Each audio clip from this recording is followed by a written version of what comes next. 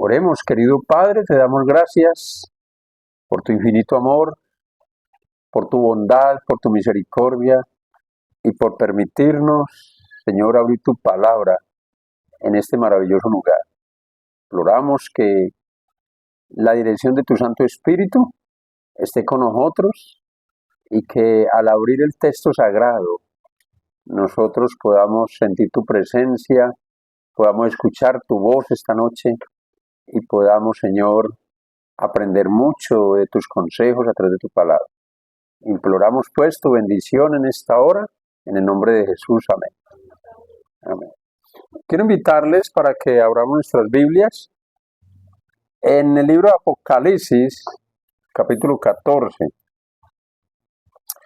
Nosotros los adventistas tenemos una misión que es predicar la palabra de Dios, el Evangelio eterno, desde el punto más importante para el final del tiempo, los consejos del Espíritu de Profecía y de Dios para el último tiempo, es estudiar Daniel y Apocalipsis. Estamos viviendo tiempos sumamente difíciles, ¿verdad? Donde hay descontrol, donde hay una confusión total en este mundo, ¿verdad?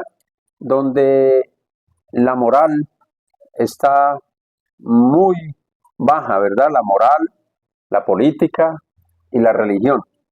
Y por lo tanto es necesario saber a través de los libros de Daniel y Apocalipsis cuál va a ser el futuro de este mundo y dónde Dios quiere dirigirnos en la historia de este mundo y dónde vamos a llegar entonces cada uno de nosotros en la historia de nuestra vida. Dios ha revelado en su palabra el futuro, ¿verdad? El futuro está revelado aquí en la palabra de Dios y Dios, que sabe todas las cosas desde el principio hasta el fin, nos dejó revelar en su palabra lo que puede suceder o lo que va a suceder. Hoy vamos a estudiar un tema muy importante que es Apocalipsis 14 y encontramos allí en el versículo 1, la palabra de Dios nos habla de una gran multitud, o mejor, de un número concreto allí, que están en el monte de Sión, con el Cordero. Vamos a mirar algunos detalles de este versículo número 1. Dice la palabra de Dios: después miré, y aquí el Cordero estaba en pie sobre el monte de Sión. ¿Cuál es el monte de Sión? ¿Dónde está el monte de Sión? Para ustedes, ¿en dónde está el monte de Sión? Saben que la Biblia, por eso es tan importante conocer la Biblia. La palabra de Dios por allá en el libro de Salmos, capítulo 48. El libro de Salmos, capítulo 48, nos da una respuesta sobre cuál es el monte de Sión y en dónde está ese monte. Quisiéramos ir allí para poder aprender que dónde está el Cordero entonces en este momento.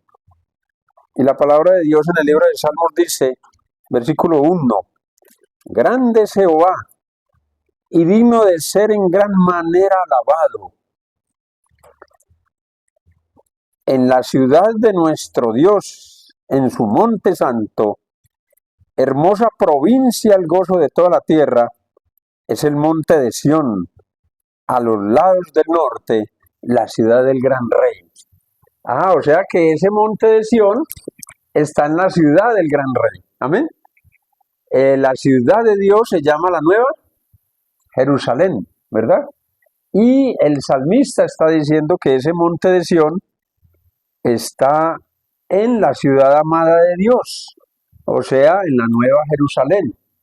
¿Saben algo bien curioso?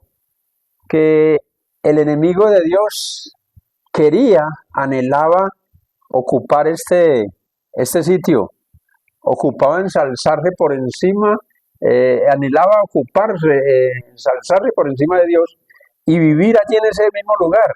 Miren lo que dice El libro de Isaías. El libro de Isaías en el capítulo 14. Isaías 14 y los versículos 12 al 14. Hablando de ese ser majestuoso que vivió allá en el cielo y que un día se rebeló contra el gobierno de Dios y fue echado del cielo. Satanás era un ángel que servía como mano derecha, era un servidor de Dios, era un ser creado, ¿verdad? Hasta el día que se rebeló, pero él servía de mano derecha de Cristo, ¿sí? Y allí dice la palabra de Dios que hubo una división en el cielo y una guerra espiritual en el cielo, porque este ser un día le dio por rebelarse, este ser un día le nació en su mente, ¿cierto? Rebelarse contra el gobierno de Dios y exaltarse por encima de Dios. Isaías lo menciona de la siguiente manera, capítulo 14, versículo 12 de Isaías. Como caíste del cielo, oh lucero hijo de la mañana, cortado fuiste por tierra, tú que debilitabas a las naciones, tú que decías en tu corazón, subiré al cielo en lo alto, junto a las estrellas de Dios levantaré mi trono.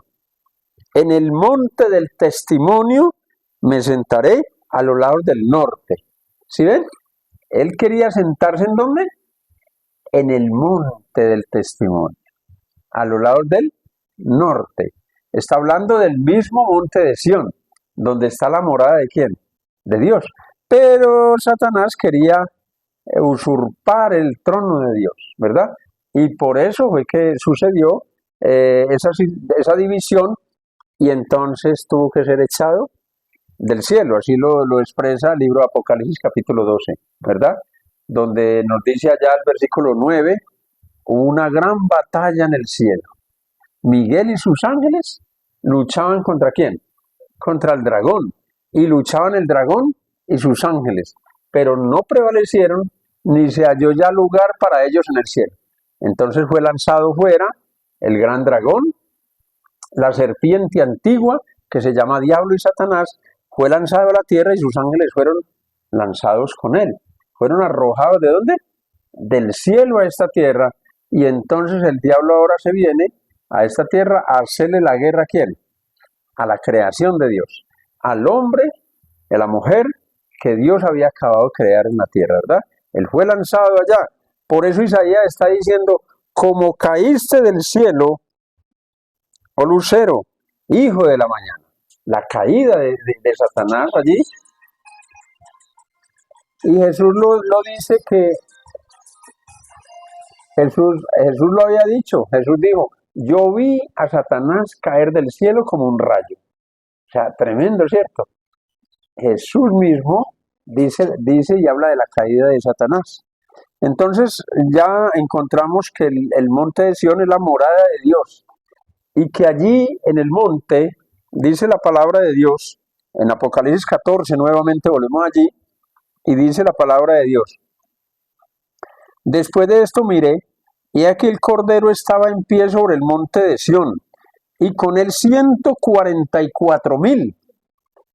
¿Cuántos habían? 144,000. Este número es simbólico. Este número no es real, literalmente 144,000 personas, sino que este número está dividido en Apocalipsis 7 de a 12, las 12 tribus de Israel, ¿sí? 12 por 12, porque es un número que refleja todo completo, o es un número que anuncia o muestra lo completo de Dios, ¿sí? Por ejemplo, cuando Judas entrega su apostolado por haber vendido al Señor, ahí mismito fue reemplazado por un apóstol, ¿sí? Por otro hombre, y ese hombre en Hechos capítulo 1 se llamó Matías. Matías reemplaza a Judas porque Dios había escogido 12 apóstoles, ¿verdad? Vemos en Apocalipsis 12 una mujer con una corona de 12 estrellas que simbolizan las 12 tribus de Israel, pero también simbolizan los 12 apóstoles. Y saben, hermanos, hay algo maravilloso allí en ese número 12, porque es un número completo, no podía faltar.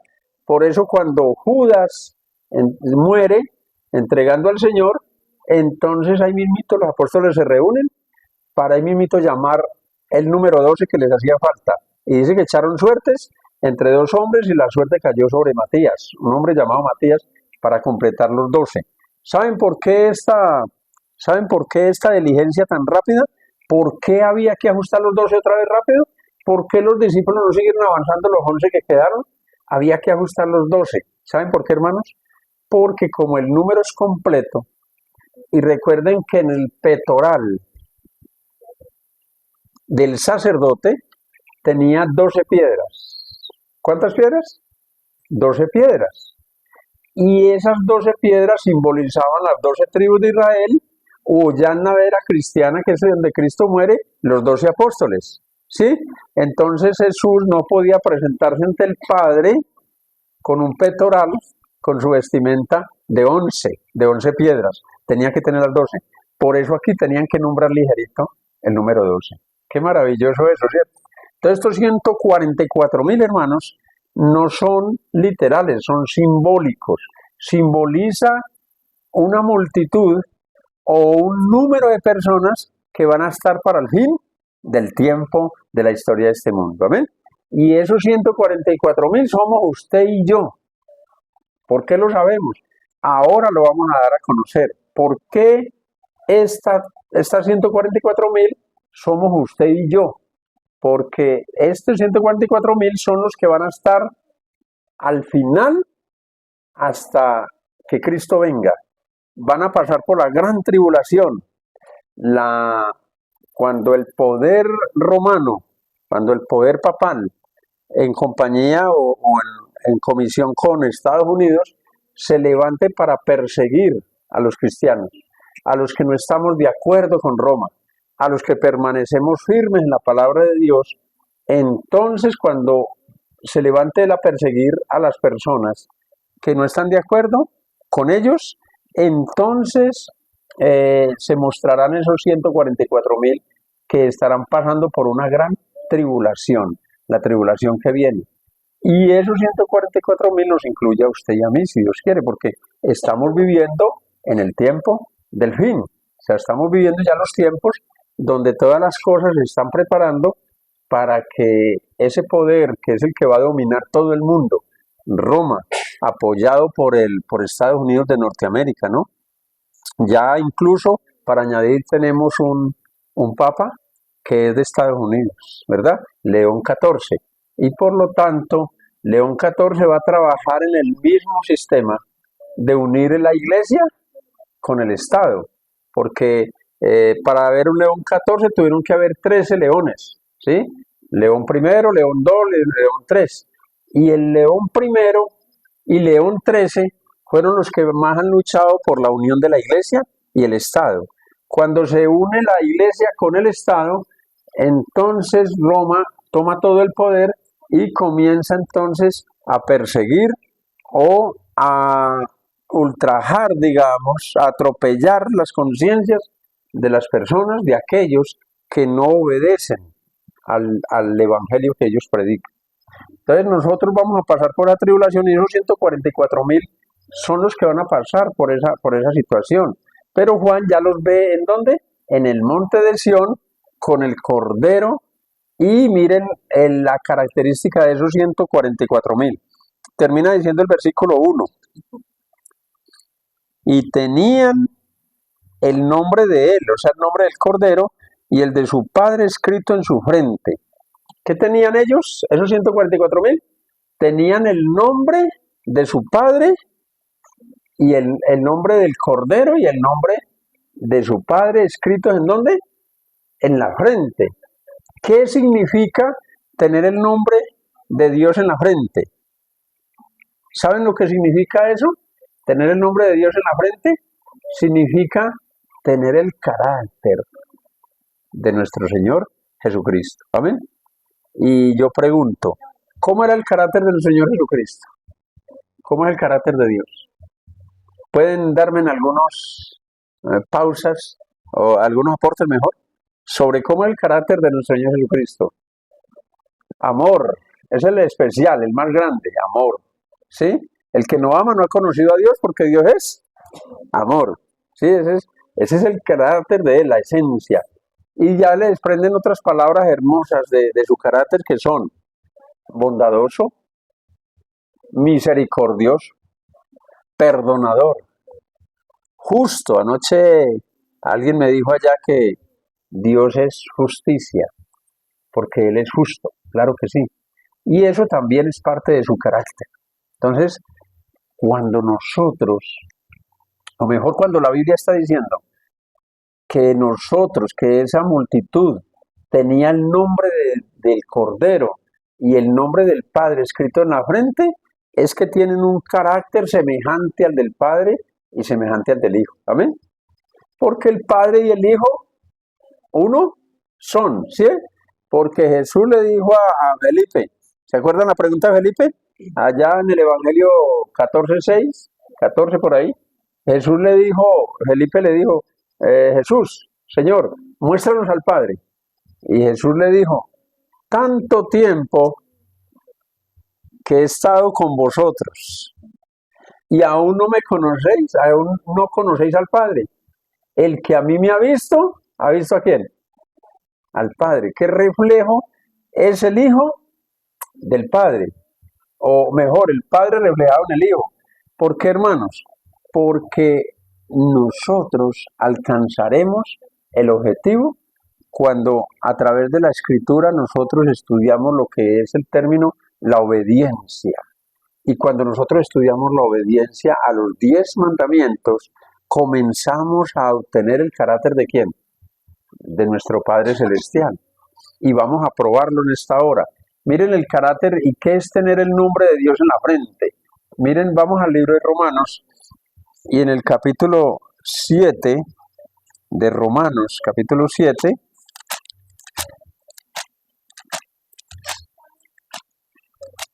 versículo 12. Romanos 7:12 nos dice la palabra de Dios. De manera que la ley a la verdad es santa y el mandamiento es santo, justo y bueno. Gloria a Dios. Amén. Entonces, ¿qué es lo que refleja el carácter de Dios? La santa ley de Dios.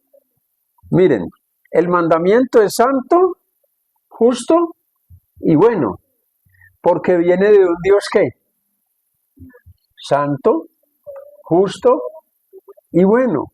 Entonces, ¿qué es lo que nos quiere decir la palabra de Dios? Cuando usted y yo tomamos la práctica de la palabra de Dios y colocamos esta norma en nuestra vida, estamos adquiriendo el carácter de Dios. Amén. Porque por allá dice el Señor en el libro de Éxodo, y también el apóstol Pedro dice, ustedes deben de ser santos. ¿Sí o no? Así como mi Padre es santo. Y hablando en el libro de Éxodo, Dios les dice a los israelitas, ustedes deben de serme una nación santa porque yo soy santo. ¿Sí ven? O sea, nosotros tenemos que buscar diario ¿qué cosa? La santificación. Cuando usted y yo colocamos esta norma en práctica en nuestra vida, nos vamos colocando así de esa manera, con ese mismo carácter. Nos volvemos santos, justos y buenos. Gloria a Dios. Amén. O sea, obtenemos el carácter de ¿quién? De nuestro Señor Jesucristo. Entonces, por eso es que estos 144,000 tienen el nombre escrito de ¿quién? Del Padre y del Cordero en sus frentes, porque ellos han conseguido, esta multitud consiguieron el carácter del Padre y del Hijo. ¿A través de qué? De la norma bendita del cielo, que es su santa ley. Amén. Por eso, no nos vale de nada solamente ser oidores, sino que debemos de ser hacedores de la palabra, ¿verdad? Dice el libro de Santiago 1:22, no sean tan solo oidores, sino hacedores de la palabra. Amén. O sea que nosotros, al contemplar esto y al volverlo a una práctica, en nuestra vida conseguimos el carácter de nuestro Dios. Amén. Vamos a mirar otro aspecto de esta gente.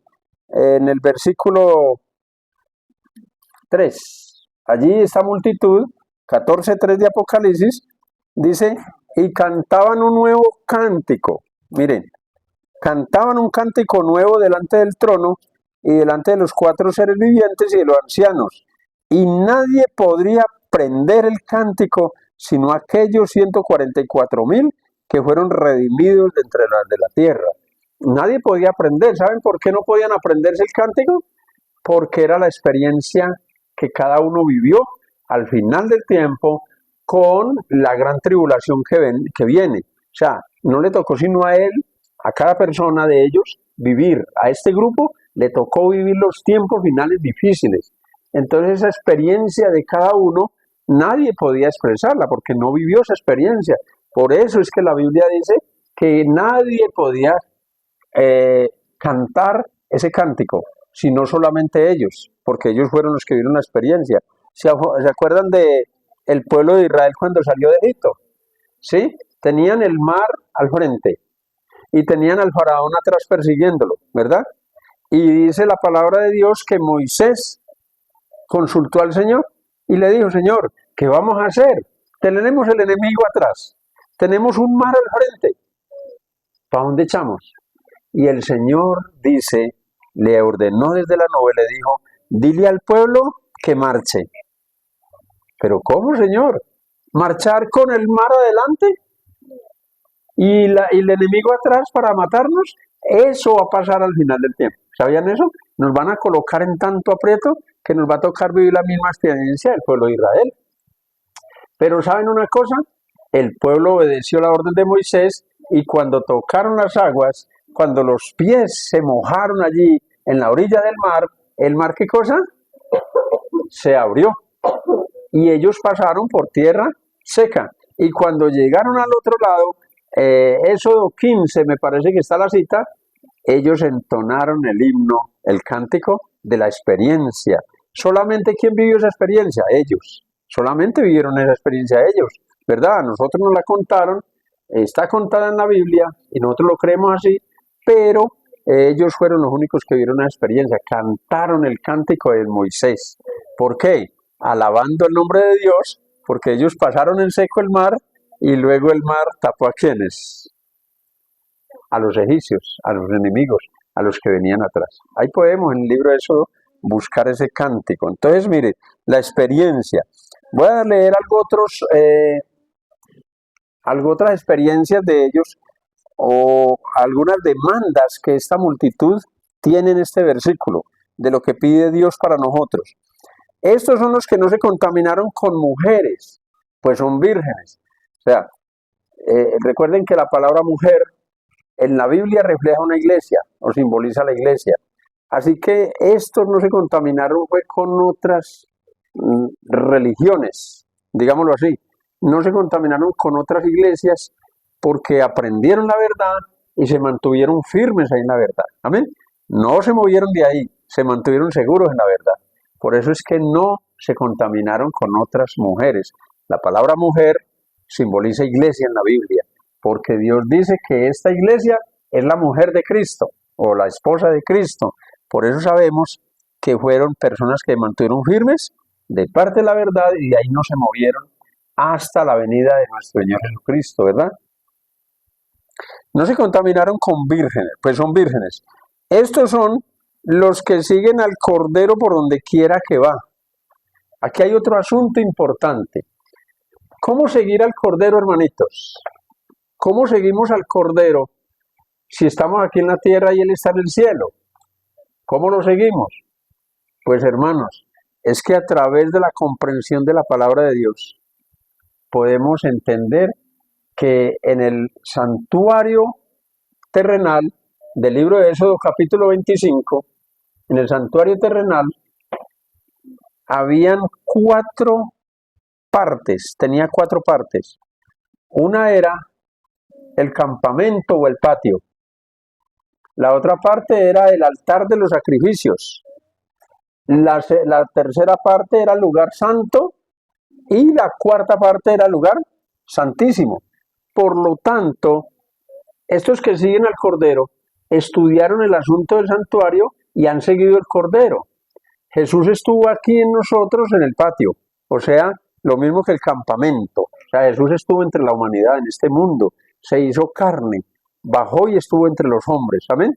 La Biblia por eso lo llama Emmanuel, que significa Dios con nosotros. Amén. O sea, estuvo en el campamento. Luego pasó al altar del sacrificio, donde sacrificaban el corderito. En el tiempo del Antiguo Testamento, llevaban el corderito y lo sacrificaban en un altar de sacrificio, así se llamaba, la parrilla, y allí donde lo sacrificaban y donde ardía, donde lo quemaban, ¿verdad? Y eso representa la cruz, o sea, el altar de sacrificio representa la cruz donde Cristo murió. Luego Jesús ascendió al cielo y pasó al lugar santo. Y luego en 1844, por Daniel 8:14, nos damos cuenta que Jesús pasa del lugar santo al lugar santísimo. Entonces miren, todos aquellos que han comprendido ese asunto del santuario y han seguido al Cordero en el campamento, luego los aceptaron en el sacrificio, o sea, la cruz, y luego ellos saben que que subió al lugar santo, y luego, entendiendo las escrituras, saben que pasó al lugar santísimo. Esos son los que siguen al Cordero por donde quiera que va. Amén. O sea, por fe, nosotros los adventistas, a través del santuario, que es una doctrina que no la enseña ninguna religión casi, ¿sí? Casi ninguno se le escucha predicar del santuario. Nosotros sabemos a través de esos pasos dónde está Jesús hoy. Amén.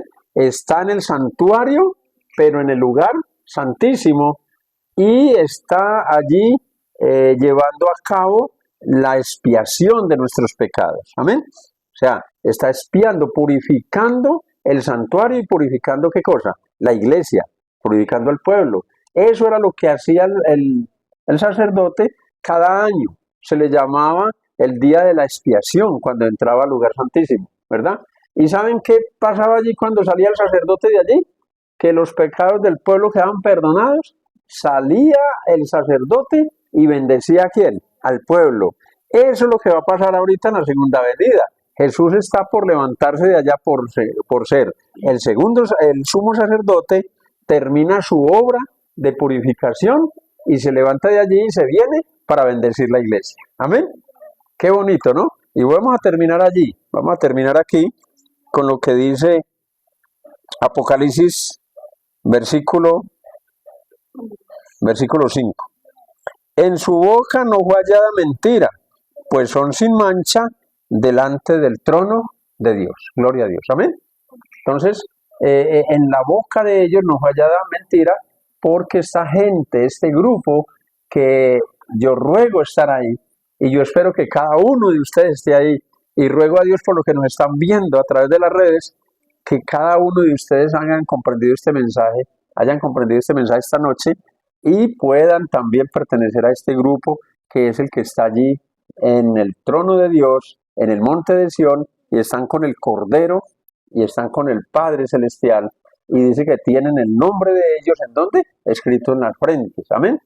Vamos a un último versículo ahí mismo, en Apocalipsis capítulo 15.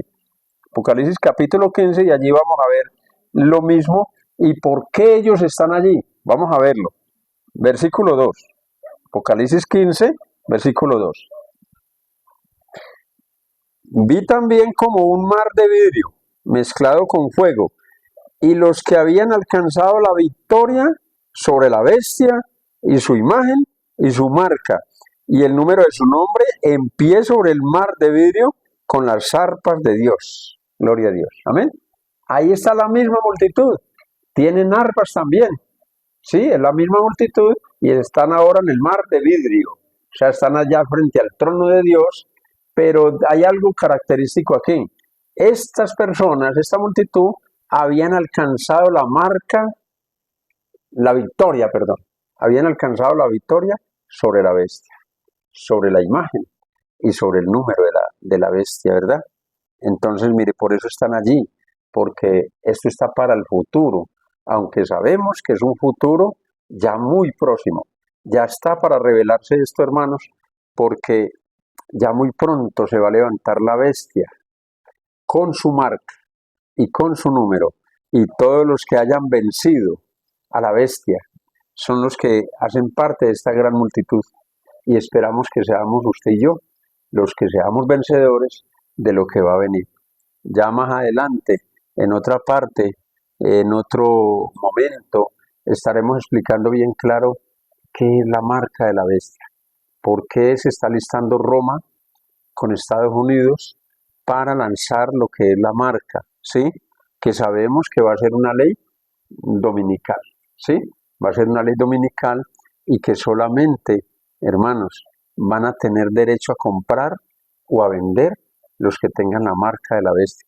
Por eso esta gente venció y por eso esta multitud, 144,000, fueron vencedores y están allá en el cielo tocando las arpas, están con el Cordero, con el Padre y tienen el nombre de ellos, del Padre y del Hijo escritos en sus frentes, que ya hablamos que es el carácter. Amén. Consiguieron el carácter de Dios en medio de una gran tribulación y persecución. El Señor nos ayude. Amén. Para ser parte de esos 144,000. Amén. Para estar con el Cordero y para estar en ese mar de vidrio.